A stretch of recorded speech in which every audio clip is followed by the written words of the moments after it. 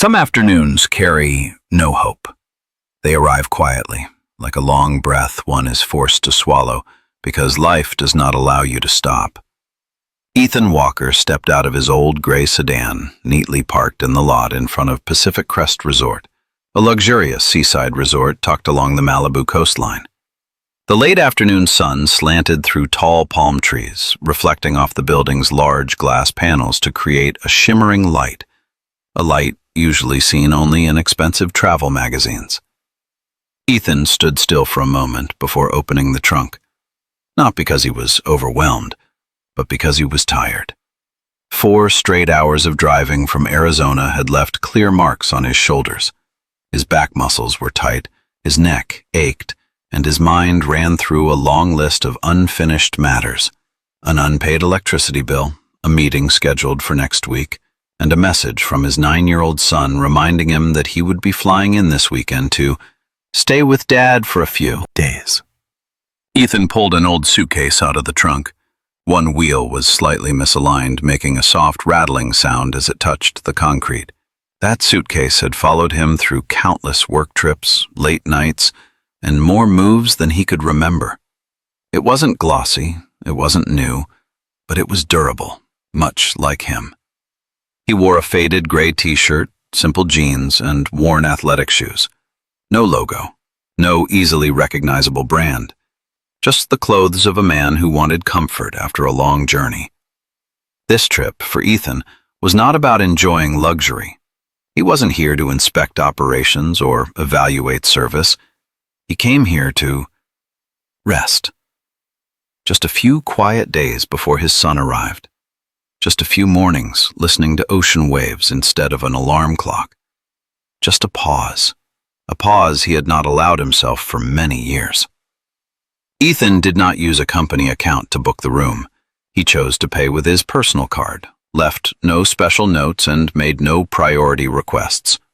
He wanted to know what it felt like to walk into this place as an ordinary guest. Nothing more, nothing less. He pulled his suitcase toward the main entrance. The automatic glass doors slid open, revealing a vast reception hall where marble floors reflected the warm yellow glow of high-hanging chandeliers. Cool air immediately enveloped him, carrying a refined scent of scented wax and sandalwood. Near the entrance, a security guard stood upright in a crisp uniform, a radio clipped to his ear. Ethan nodded politely out of habit, a small natural gesture toward someone who was working. The guard glanced at him for a fraction of a second, then lowered his gaze to his phone. No greeting, no response. Ethan continued inside. A few meters away, a bellhop leaned against a luggage cart, scrolling on his phone. Ethan looked toward him, waiting for eye contact, for a sign that said, "I see you." But it never came. The employee's eyes briefly scanned Ethan's plain clothes, the old suitcase, the worn shoes, then turned away. Ethan didn't stop. He tightened his grip on the suitcase handle and continued pulling it toward the front desk. The sound of the old wheel brushing against the marble floor felt out of place amid the surrounding elegance. Inside the lobby, staff members moved constantly. They spoke softly, walked briskly, and worked in smooth coordination, yet no one looked in his direction. The feeling was not unfamiliar, the feeling of walking into a room and becoming invisible. Ethan set his suitcase down beside the reception counter. A young receptionist, dressed in a dark blue suit, was focused on typing at the keyboard. Ethan waited. 5 seconds. 10 seconds. 20 seconds. No one spoke. He cleared his throat very softly, polite, patient. The receptionist looked up for an instant, his eyes passing over Ethan as if reading an unimportant line of text, then returned to the screen. Ethan took a slow, measured breath. Maybe he was busy. Maybe it was a crowded day. Ethan was used to waiting, but in that moment, standing in a space designed to make people feel welcomed and valued, Ethan realized something small, yet unmistakably clear. Not every door opens for everyone, no matter how perfectly it slides apart. Ethan stood at the front desk for a few more seconds. He said nothing. He did not rush anyone. He understood the working rhythm of places like this. Everything was labeled premium, but behind it were long shifts, tired eyes, and countless unspoken demands. He didn't want to become one of those demanding guests simply because he was exhausted. Finally, he spoke, low, measured, and clear enough to be heard. "Hello. I have a reservation under the name Walker. I'd like to check in." The receptionist stopped typing. The screen in front of him cast a faint bluish glow across his face. He looked up, this time a little longer, long enough to take in Ethan from head to toe. Not obvious, not contemptuous, just a quick, assessing glance, as if mentally placing Ethan into a category. The tapping on the keyboard slowed. Each keystroke sounded louder in the quiet lobby. "Check-in time is 3 p.m., he said evenly. "It's just past 1 now. You'll need to wait about 2 hours. Ethan blinked. He glanced at the watch on his wrist, a simple, inexpensive one.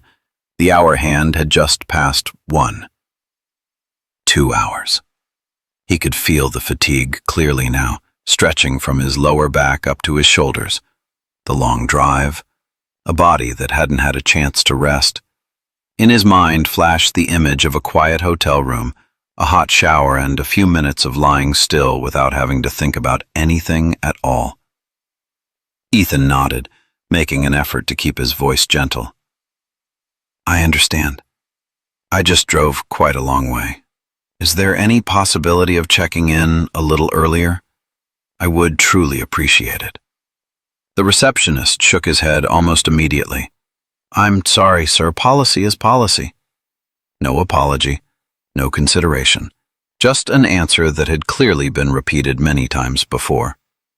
Ethan was about to ask whether there was a waiting area when the glass doors behind him slid open. The sound of expensive suitcase wheels gliding over the marble floor echoed. Smooth, effortless, almost silent. A light, refined scent of perfume drifted into the space. Ethan turned instinctively. A man in his early 50s stepped inside. His gray suit was impeccably tailored, his polished leather shoes reflecting the ceiling lights. In his hand was a luxurious leather briefcase, his pace unhurried yet assured, the kind of confidence that comes from knowing you will be noticed. And he was.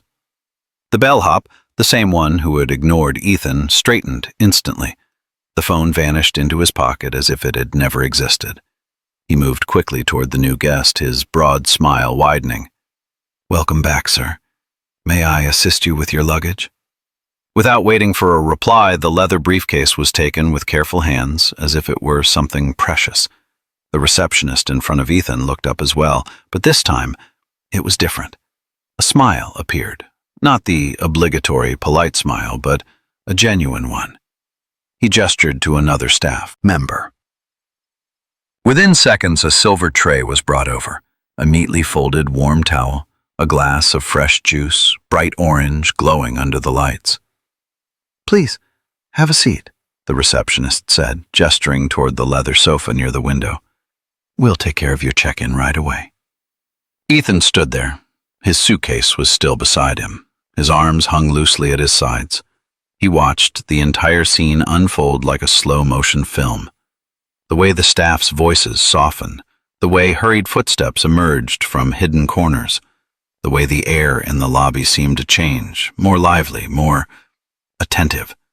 And he also saw the contrast, the way they looked at the other man, and the way they didn't look at him. It wasn't a sudden burst of anger, it wasn't loud resentment, just a heavy, quiet pressure tightening in Ethan's chest. A familiar disappointment, the feeling you get when you realize that even if you do everything right, behave politely, patiently, and kindly, it still isn't enough. He turned back to the front desk, his voice calm, but something had shifted. "Excuse me," Ethan said. "That guest arrived after I did, and I see he's being checked in right now." The receptionist hesitated. His fingers stopped on the keyboard. His eyes flicked toward the sofa, then back to Ethan. "He's a VIP guest," he replied, slightly awkward. "He has priority for early check-in." Ethan nodded slowly. He understood loyalty programs. He understood policy. But he also understood looks, tones of voice, and the things that were never written into the rules. He leaned forward slightly, just close enough to command the receptionist's attention. "I also have a reservation. I've paid in full. I'm not asking for priority. I just want to be treated the same. Is that too much to ask?" The space between them grew heavy. For the first time since walking into the lobby, Ethan felt it clearly. He was no longer invisible. And that moment, it was then that the real story truly began. The air around the front desk suddenly grew thick. The receptionist avoided Ethan's gaze as if the question just asked were a physical object hovering between them, heavy and uncomfortable. He cleared his throat, adjusted his tie, then repeated in a lower voice, "Sir, I don't have the authority to change policy. If you'd like, I can call the manager." Ethan nodded. No hesitation, no irritation. "Yes," he said. "Please." The short reply carried no threat, only an explicit request. The receptionist picked up the phone, pressed a few buttons, spoke quietly, then set it down. He gestured toward the right side of the lobby, his voice uncertain. "The manager will be right out." Ethan stepped back one pace. He didn't sit down. He didn't lean against the wall. He stood upright, one hand resting on the handle of his old suitcase. In the outer pocket of the suitcase, a piece of paper stuck out, one corner slightly bent, the crayon colors still bright. He glanced down at it for a brief moment. It was his son's drawing. Two stick figures standing on a beach, an oversized sun hanging above them. In the corner, uneven letters spelt out, "Dad and me." Ethan took a deep breath. A familiar question surfaced in his mind, the one he asked himself whenever he stood before a difficult choice. If my child were watching, what would I do? Footsteps echoed across the marble floor, decisive and steady. The sharp, cold click of high heels striking the ground sounded like a declaration. A woman stepped out from the corridor behind the front desk. She was around 40, with straight posture, a neatly tailored blazer, and her hair pulled tightly into a bun at the back of her head. A thin smile rested on her face, the kind worn by people accustomed to resolving problems and not particularly patient with them. She stopped a few steps away from Ethan. Her eyes swept over him from top to bottom, lingering a moment longer on the worn shoes and the old suitcase. A quick, precise look, long enough to conclude. "I'm Melissa Grant," she said. "The operations manager here? What seems to be the problem?" Ethan lifted his head, keeping his gaze level with hers. "I'm checking in," he replied calmly. "I was told to wait 2 hours, but a guest who arrived after me is being checked in immediately. I'd like to understand why." Melissa tilted her head slightly, as if weighing whether the question deserved a serious answer. She glanced toward the sofa, where the well-dressed guest was sipping his juice, then turned back to Ethan. "He's a loyal guest," she said. "He has priority benefits. That's clearly stated in our policy." Ethan nodded almost imperceptibly. "I understand the concept of loyal guests," he said, "and I understand policy. But I'm not asking about perks. I'm asking about how people are treated." Melissa frowned slightly.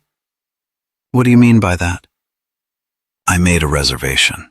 I paid in full. I've been polite and patient.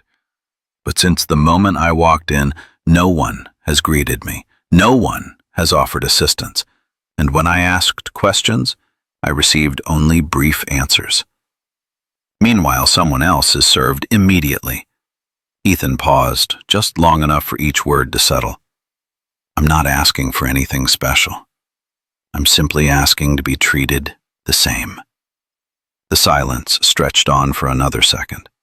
Then two. Melissa exhaled through her nose and folded her arms across her chest. Her voice grew colder. Sir, this is a high-end resort. We serve clients with certain standards. If you're unhappy with our policy, you are more than welcome to cancel your reservation. The sentence landed in the lobby like a door slamming shut. No one on the staff spoke. The receptionist lowered his head. The bellhop stepped aside. Nearby guests slowed their pace, curious but cautious. Ethan felt the shift in the atmosphere. This was no longer a misunderstanding. This was a judgment. He kept his voice low and steady. I don't believe this is about policy, he said. This is about how you look at me and decide that I'm not worthy. Melissa's eyes flashed, sharp and cold. Are you accusing us of discrimination? She asked, her voice rising. This is a 5-star establishment. We know exactly what we're doing. Ethan didn't step back. I'm not accusing, he replied. I'm describing what's happening. A few guests stopped completely. One phone was lifted, then lowered again. Melissa realized she had an audience. She straightened, her tone turning harsh. I don't have time for this. If you wish to file a complaint, you may submit feedback online. For now, you will wait, just like other guests without priority. Ethan looked at her for several long seconds. Then he reached into his pocket and took out his phone. Melissa frowned. And what are you doing now? She asked, half mocking. Calling a lawyer? Ethan didn't answer. He simply opened his contacts, tapped a familiar number, and raised the phone to his ear. In that moment, as the ringtone echoed through the silent lobby, no one knew that everything was about to change. The ringtone echoed through the lobby, steady, clear, and unhurried. A minimal sound, yet enough to draw everyone's attention to a single point. Ethan stood still, the phone pressed to his ear. He didn't speak right away. He simply waited for the call to connect. There was no defiance on his face, no intent to provoke trouble. Only the calm of someone who had made a decision and no longer felt the need to explain it. Melissa watched him, her expression a mix of irritation and curiosity. She let out a soft laugh, a short, dry sound, carrying the familiar sarcasm often found in rooms filled with power. You think one phone call will change anything? She said loudly enough for those nearby to hear. If you're unhappy, we've made your options very clear. Ethan didn't respond. He listened to the voice on the other end of the line, murmured a single yes, then spoke a few brief, concise sentences. No complaints, no explanations, just information. Melissa crossed her arms and leaned forward half a step. Her voice dropped but grew sharper. This is private property, she said. We have the right to refuse service to those who don't meet our standards. A few nearby guests began to whisper. Some turned away, unwilling to get involved.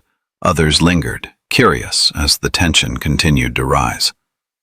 Ethan lowered the phone. The call had ended. He looked directly at Melissa. His eyes held no anger, but they didn't avert either. I never asked you to lower your standards, he said. I only asked that you remember that before being VIP guests or regular guests, we are all human beings. Melissa gave a thin smile. Are you lecturing me about morality? She replied. I've worked in this industry for 15 years. I know which guests matter. The words were like a thin blade. No additional insult was needed, yet they clearly marked a boundary she had drawn in her mind long ago. Ethan opened his mouth to respond, but he didn't get the chance. Melissa stepped forward again. The distance between them was now less than an arm's length. Her voice trembled slightly, not from fear, but from anger. You know, she said quickly, places like this aren't for everyone. And if you don't understand that, then... The sentence was cut short, not by a rebuttal, but by an action. Melissa raised her hand. The slap landed sharp and dry like a crack splitting the elegant space. The sound wasn't loud, but in the silent lobby it echoed like a gunshot. Everything froze. A server dropped a metal tray. A guest stopped mid-step. The man on the sofa set his glass down, eyes wide.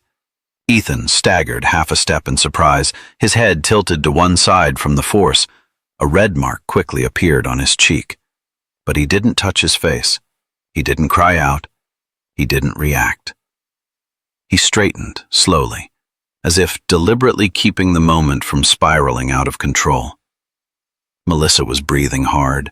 Her hand trembled slightly. Even she seemed to realize what she had just done. But instead of stepping back, she lifted her chin, unwilling to appear weak under the many eyes now fixed on her. "Don't cause a scene here," she snapped. "Security." "No need." Ethan's voice cut through the lobby, low and deep. Not loud, but clear enough to silence every whisper. He looked at Melissa, and for the first time, his gaze turned cold. "I think you've just made a decision you'll have to take responsibility for," he said. Melissa stiffened. "You have no right," she began. Ethan's phone vibrated. He glanced at the screen, then raised the phone to his ear. This time, he didn't turn away. He spoke right where he stood, clearly enough for those nearby to hear every word. "Yes, I need this handled immediately," he said. "Terminate the employment of the operations manager, effective immediately, and suspend all front desk staff currently on duty. I'll explain later." He ended the call. Melissa laughed, a high, strained sound. "Who do you think you are to—" Her phone rang. The sound cut through her sentence like a sharp blade. She frowned and pulled the phone from her blazer pocket, looked at the screen. The color drained from her face. The name displayed made her hand tremble. She swallowed hard and answered. "Yes," she said, her voice suddenly much smaller. Ethan couldn't hear the other side of the call, but he could see the change clearly. Her shoulders slumped, her eyes filled with panic, her breathing turned shallow. "Yes, I understand," she whispered. "Right away." She lowered the phone slowly, as if it had suddenly doubled in weight. In that moment, no further words were needed. Everyone understood. A line had been crossed, and the cost of it had been set. No one spoke. The lobby, where just minutes earlier there had been the sound of footsteps, polite greetings, and soft background music, was now submerged in a thick, heavy silence. The lights still shone down on the polished marble floor. The chandeliers still glittered as if nothing out of the ordinary had occurred. But everyone standing in that space knew. Something had broken. Melissa stood frozen, her phone still in her hand. She didn't cry, not yet. The color drained rapidly from her face as though the blood had been pulled away. Her lips pressed tightly together, trembling slightly. The eyes that had once been sharp and confident were now hollow, unable to find anything to hold on to. Ethan stood a few steps away from her, his old suitcase still at his side. He didn't move closer. He didn't turn away immediately. He simply stood there, more like a witness than a victor. The red mark on his cheek had begun to fade, but the burning sensation remained, not on his skin, but inside. Melissa took a deep breath, trying to steady her voice. There may have been a misunderstanding," she said, her voice hoarse. "Could we speak privately? Just 1 minute?" Ethan looked at her. His expression was calm, neither hostile nor softened. He didn't answer right away. The silence stretched for a few more seconds, long enough for Melissa to feel the very sensation she had unknowingly imposed on him earlier, the feeling of being ignored, suspended in place, deemed unworthy of priority. Finally, Ethan spoke. "You can say it here," he replied evenly. "I don't think there's anything that needs to be hidden." Melissa glanced around. Eyes were watching. The receptionist behind the counter kept his head lowered, hands clasped together. The bellhop had moved entirely to the side as if trying to disappear. The security guard near the entrance shifted his stance, unsure where he was supposed to stand. "I'm sorry," Melissa said quickly. I was just trying to do my job. Revenue pressure, demands from upper management. I overreacted." She paused, swallowing hard. "I shouldn't have done that. I'm sorry." The apology echoed through the lobby, but it brought no sense of relief. It was like a cracked glass. Even when filled with water, you still knew it was no longer whole. Ethan didn't respond immediately. He looked down at his suitcase, then at the piece of paper sticking out from the outer pocket. In his mind appeared the image of his son, clear eyes, an innocent question. "Dad, if people treat us unfairly, what do we do?" He looked up. "You didn't just overreact," he said, his voice still low. "You made a choice. And that choice says a lot about how you see other people." Melissa trembled. "Please give me another chance," she said, almost pleading. "I have a family. I have children. I can't lose my job." The words fell heavily. A few staff members turned away, unable to watch. They understood that feeling. They had families too, bills to pay, things to lose. Ethan exhaled slowly. "You think I don't?" he asked, without anger.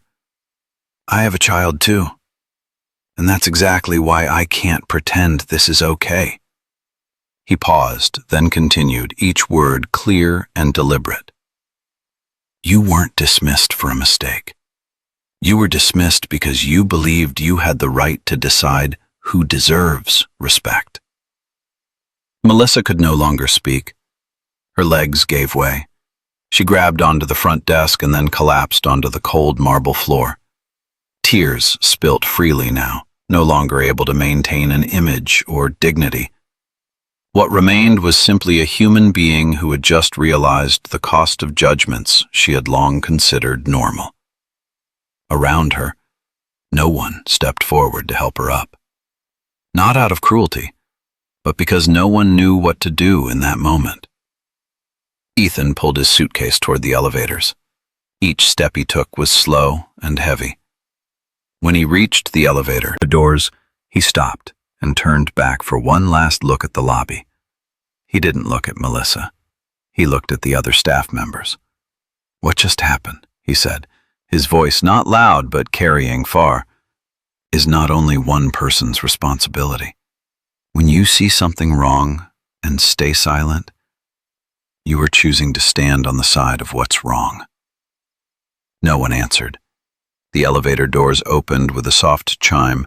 Ethan stepped inside, pulling his suitcase after him. Before the doors closed, his gaze swept across the luxurious lobby, where everything still looked as beautiful as before, but was no longer innocent. The doors closed, and behind them, an old order was slowly beginning to collapse. The elevator doors slid shut, carrying Ethan and his old suitcase up to the upper floors. For a brief moment, the lobby remained frozen like a painting, but only seconds later that painting began to crack. Melissa was still sitting on the cold marble floor, her back resting against the front desk. Her sobs were trapped in her throat, not daring to break free. Not because she still had control, but because there were too many eyes around her. Eyes that had once avoided Ethan when he first walked in, now avoided her instead. The front desk phone rang. The young receptionist flinched as if the sound were a verdict being read aloud. He looked at the screen, his hand trembling as he lifted the receiver. Just a few seconds later, the color visibly drained from his face. He set the handset down, glanced around the lobby, and spoke in a voice barely above a whisper. "All staff currently on duty are requested to report to the meeting room immediately." No further explanation was needed. No one asked why. Everyone understood. The bellhop stepped out from the corner of the lobby, his face stiff. The security guard near the entrance took a deep breath and adjusted his belt, as if that were the only thing he could still do for himself. Footsteps began to move, slow, heavy, and silent. Melissa tried to stand. Her legs trembled, no longer holding the steadiness of someone who once commanded an entire team. She wiped her tears with the back of her hand, leaving a smudged streak of mascara across her cheek. She didn't bother fixing it. It no longer mattered. The hallway leading to the meeting room felt longer than usual. White lights cast down onto the floor, cold and unforgiving. The sound of shoes echoed evenly like a funeral procession. No coffin in sight, yet everyone felt as though something had died. The meeting room was at the end of the hall. When the door opened, a man was already standing inside. He wore a dark suit, had a thin build, and a stern expression. No introductions were needed. Melissa recognized him instantly. The regional director. The man who appeared only during formal evaluations and the highest level meetings. He did not invite anyone to sit. He did not ask how they were. There were no pleasantries. "Effective immediately," he said, his voice level and decisive. "Melissa Grant, your contract is terminated. Your access privileges have been revoked. Security will escort you off the premises within 15 minutes. Melissa opened her mouth, but no sound came out. The explanations, the years of service, all of it remained lodged somewhere in her throat. "The rest of you," he continued, his gaze sweeping across each face, "are placed on temporary suspension pending investigation.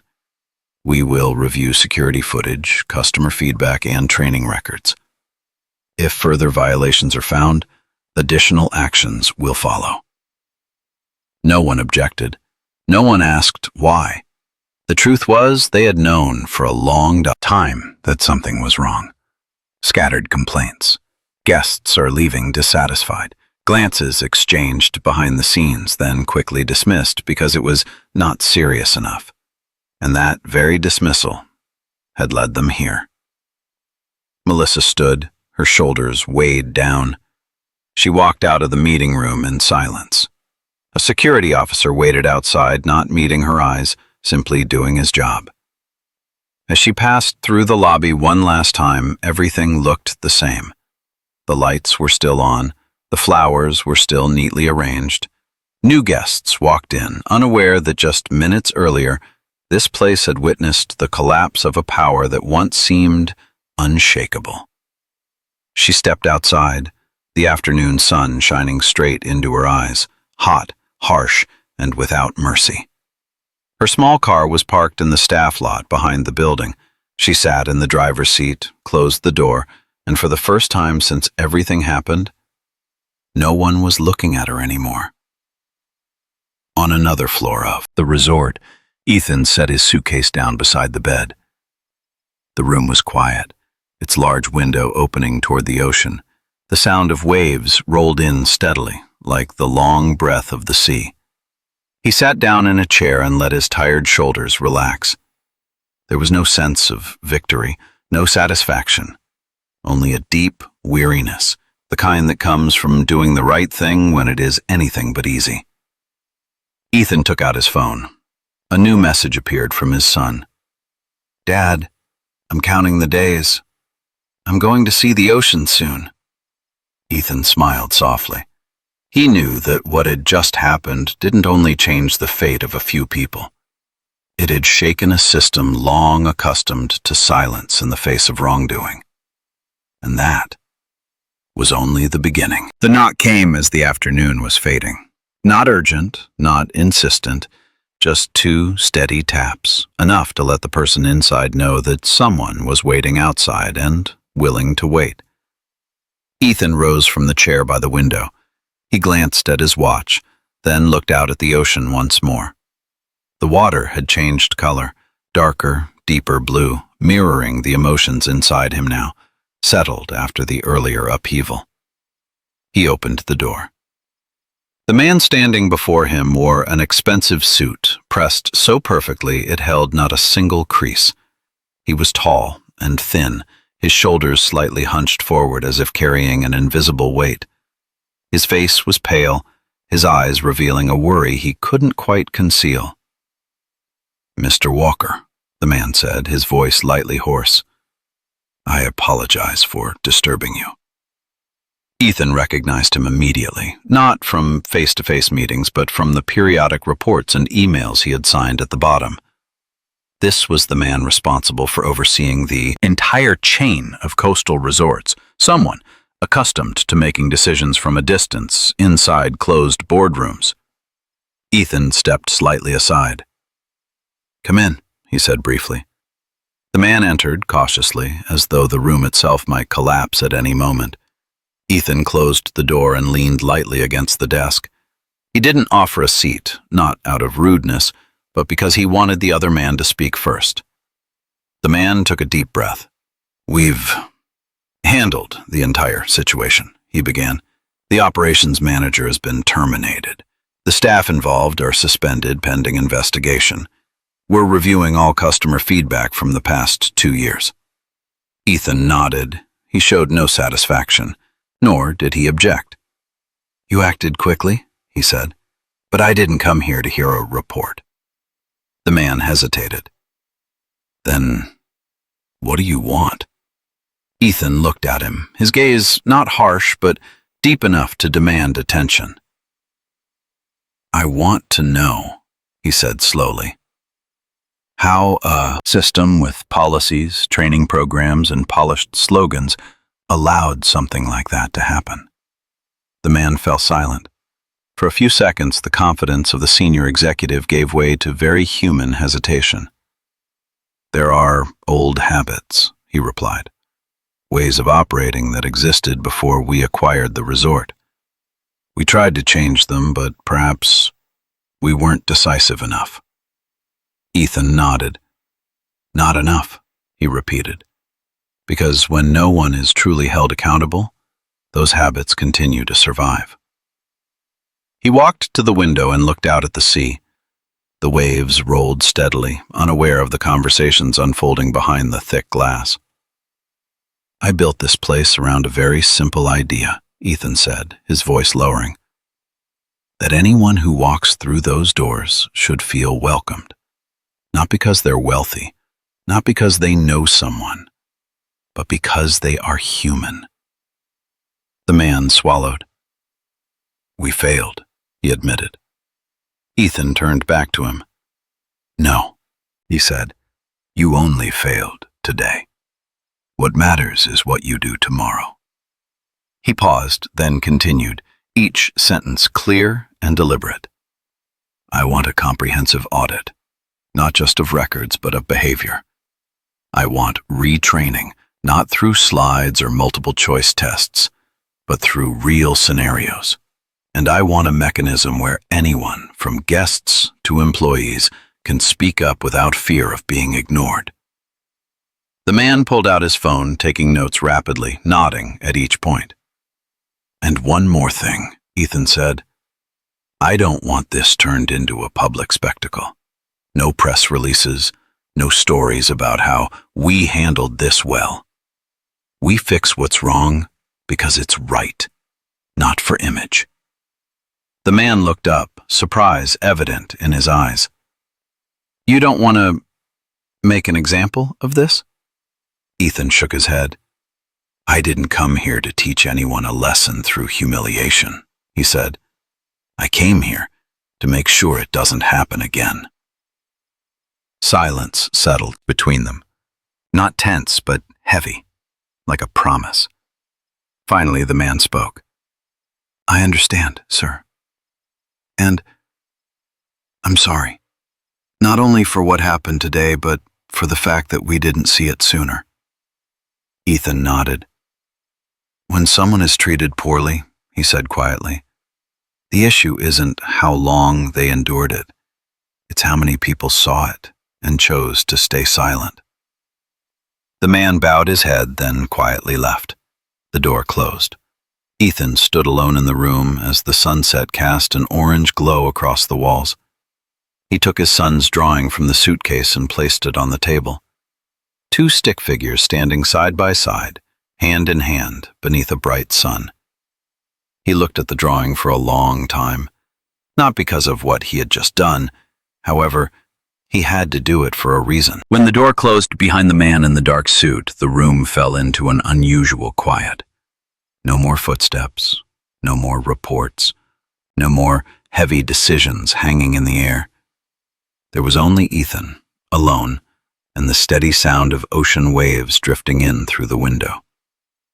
He sat down in the chair by the glass, where the sunset was spilling across the surface of the sea like a ribbon of red-orange silk. The sun was slowly sinking, the light softening, gentler now, much like the emotions inside him, gradually settling after a day far longer than he had ever planned. Ethan placed both hands on his knees. They trembled slightly, not from fear, but from exhaustion. A kind of weariness that didn't come from the body but from having to stand upright in the face of wrongdoing when every easier path had been wide open before him. He closed his eyes for a few seconds. In that darkness, the image of the lobby returned with sharp clarity. The chandeliers, the cold marble floor. Melissa's eye widened when she realized everything had slipped beyond her control. He felt no satisfaction thinking about it, no sense of victory, only a heavy emptiness where unanswered questions lay quietly. Ethan opened his eyes and reached for the suitcase beside the bed. He unzipped it slowly, as if unwilling to disturb the stillness filling the room. Inside, among neatly folded clothes, was his son's drawing, the paper slightly wrinkled at the corners, the crayon colors still as bright as the first day. He took it out and placed it on the table, leaning it gently against the lamp base. Two stick figures stood on a beach, holding hands. The sun was drawn far too large, radiating free, uneven rays. In the corner of the page were the familiar, uneven letters, Dad and me. Ethan smiled, a tiny smile. He remembered the evening before he had left home. His son sat on the living room floor, carefully coloring, talking excitedly about the sandcastle he wanted to build. A huge one, with a moat, with flags, and Dad has to stand next to me the whole time. I won't go anywhere, Ethan had said. At the time, he thought he was simply reassuring his child, but now the words echoed in his mind with a different meaning. Staying sometimes isn't just about physical presence. Staying also means not turning away when doing the right thing requires you to stand up for what is right. The phone on the table vibrated softly. A new message. Dad, I'm counting every day. I want to see if the ocean is really as blue as in my drawing. Ethan picked up the phone and read the message twice. His finger hovered over the screen for a long moment before he replied. The ocean is very blue, he typed, and I'll be here waiting for you. He set the phone down and leaned back in the chair. Outside, the waves continued to roll in, no faster, no slower, as if the ocean were indifferent to human turmoil. And perhaps that was precisely what brought Ethan a sense of relief. He thought of Melissa. At that moment, she collapsed onto the marble floor, and everything she had believed to be solid suddenly fell apart. He felt no triumph, nor did he feel morally superior. He only felt sadness. Sadness that things had to go so far before they finally stopped. But he also knew that if he had turned away, if he had stayed silent, today's lesson would not exist. And then someone else, perhaps a single mother, an elderly couple, or a child, would be the next to stand there, invisible, in a place that should have welcomed them. Ethan stood up and walked into the bathroom. He turned on the shower, letting hot water pour down as steam quickly filled the room. Standing beneath the stream, he closed his eyes, letting the warmth ease the remaining tension in his body. He stayed there longer than usual, thinking of nothing, or perhaps thinking of everything, without naming any of it. When he stepped out, he changed into a clean t-shirt and soft sweatpants, then lay down on the bed. The sheets were cool. The room darkened as the last light of day disappeared beyond the horizon. Ethan lay still, listening to the waves. For the first time since arriving at the resort, he no longer felt the need to be on guard. Not because everything was completely resolved, but because he knew he had not betrayed the most important thing. He had chosen to do what was right, not because of power, not because of status, but because of a little boy counting the days until he could hold his father's hand on the beach. And in that moment, amid the steady rhythm of the waves and the gentle darkness, Ethan Walker felt something exceedingly rare after many years. Peace. The next morning arrived quietly. No alarm clock, no urgent calls, just thin sunlight spilling through the curtains, painting soft streaks of light across the floor. Ethan woke with a rare sensation, the feeling that he didn't need to rush. He sat up and stepped onto the balcony. The salty sea breeze brushed against his skin, carrying the steady sound of waves like a patient heartbeat. Below, the beach was still mostly empty, marked only by a few early footprints from those who had risen before dawn. The world continued, calm, unjudging, unaware of yesterday's tensions. Ethan brewed a cup of coffee, leaned against the railing, and took small sips.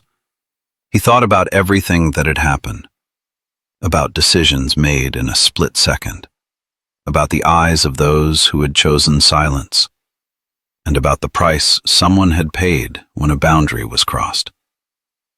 There was no pride in those thoughts, only clarity. His phone vibrated, a new message from operations. The retraining plan has been sent. The anonymous feedback system is now active, and the schedule for a comprehensive system audit has been finalized. Ethan skimmed it, then set the phone down. He knew his role wasn't to monitor every detail. His role was to set the standard and stand by it. Around midday, he went down to the lobby. The atmosphere had changed. New faces stood behind the front desk. There was some tension and uncertainty, but also an apparent effort to do things right. A greeting came as Ethan walked in, not overly formal, not ingratiating, just appropriate. "Good morning, sir. How may we assist you today?" Ethan nodded, returning a small smile. "Thank you," he said. "I'm just taking a walk." He stepped outside, following the stone path leading to the beach. The sun climbed higher, the light brighter, and somewhere in the sound of the waves, he felt something familiar, the sense of an ordinary day being restored. That afternoon, his phone rang, a video call. His son's face filled the screen, his smile larger than the frame itself. "Dad," the boy exclaimed, "I'm almost unpacking. I'm bringing the blue shovel, too." Ethan laughed, a real laugh, unforced. "Don't forget your hat," he said. "The sun here doesn't mess around." "I know," the boy replied, then lowered his voice as if sharing a secret. "Dad, I drew another picture." "Oh?" "This one has 3 people," the boy said. "You, me, and the ocean." Ethan fell silent for a moment. His chest tightened, but in a warm way. "I can't wait to see it," he said. The call ended. Ethan stared at the darkened screen for a second, then slipped the phone into his pocket. He walked slowly along the sand, letting his shoes leave parallel footprints on the ground. He thought about the lesson his son would carry forward, not from grand speeches, but from deeply human moments. That respect is not a reward reserved for those who look worthy. That silence in the face of wrong is never neutral. And that sometimes standing up doesn't make the world better immediately, but it gives tomorrow another chance. As evening fell, Ethan returned to his room.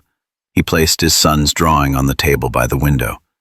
The last light of day shone through the thin paper, making the crayon colors glow with an unexpected clarity. He sat down, looked out at the sea, and let his thoughts drift. Not every story ends with applause. Some stories end with a quiet breath, when you know you didn't turn away. And perhaps that is enough. How we treat strangers is the world our children will grow up in. Silence doesn't preserve peace, it only protects what's wrong. If this story touched you, share it with someone who needs to hear it. A small like helps stories of kindness travel farther. And subscribe to Deep Life Tales, where every story is a truthful slice of life.